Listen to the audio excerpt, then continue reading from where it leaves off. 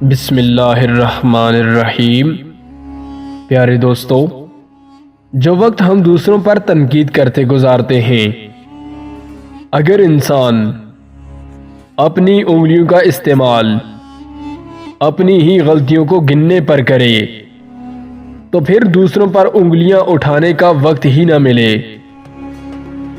اللہ کو دل اور زبان کا سخت ہونا پسند نہیں، اس لیے دونوں کو بغیر ہڈی کے بنایا ہے۔ دل محبت سے نرم ہوگا اور زبان اخلاق سے۔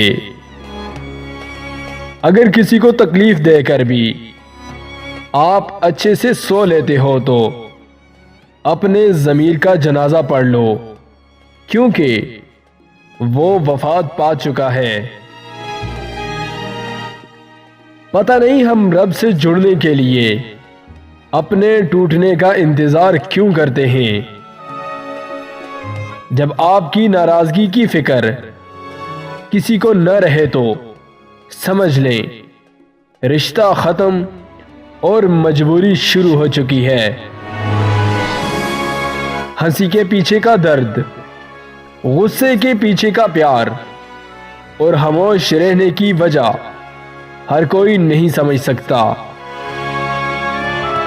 جب تم پر برا وقت آئے تو یہ مت دیکھنا کہ کون تمہارے کام آئے گا، بلکہ یہ دیکھنا کہ کون تمہیں چھوڑ کر جائے گا۔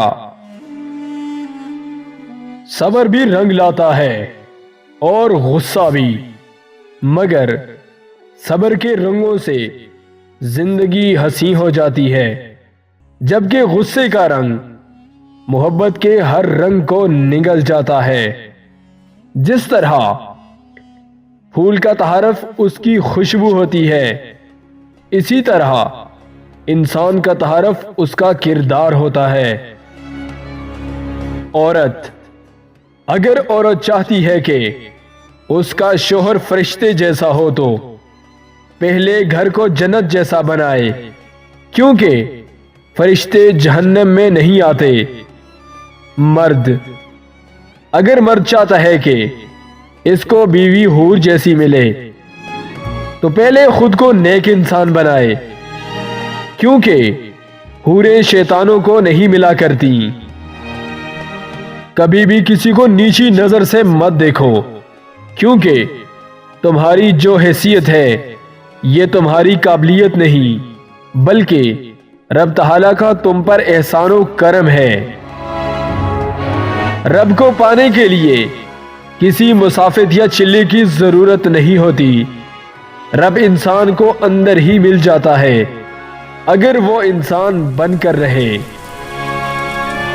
کسی کی فکر کو قبول کیے بغیر اس پر غور کرنا آپ کے تعلیم یافتہ ہونے کی نشانی ہے۔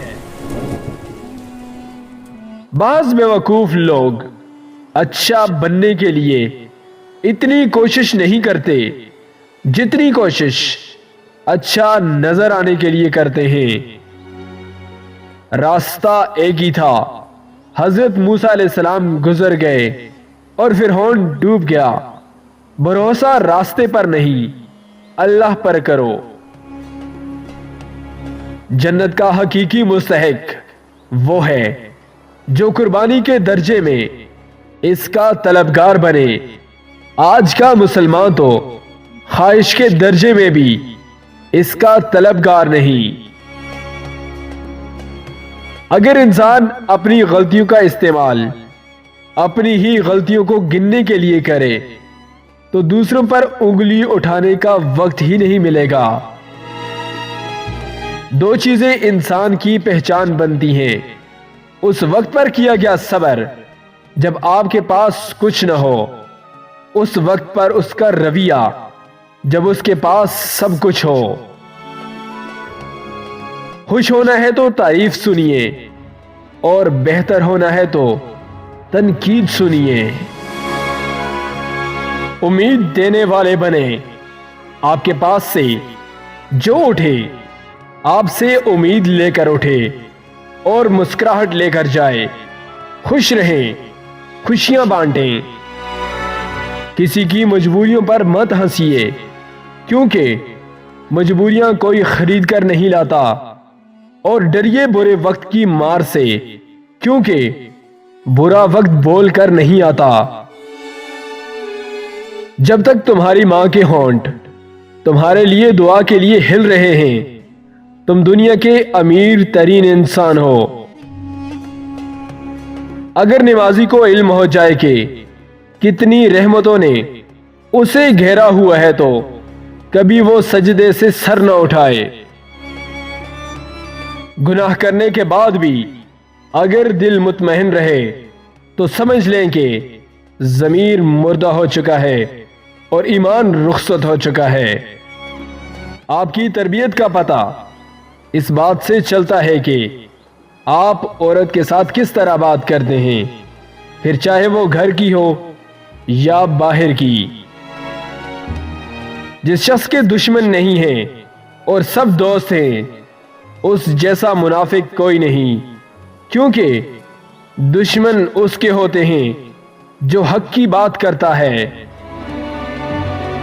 اپنے عمل سے توبہ کریں، کیونکہ توبہ وہی قبول ہوتی ہے جو عمل سے کی جائے۔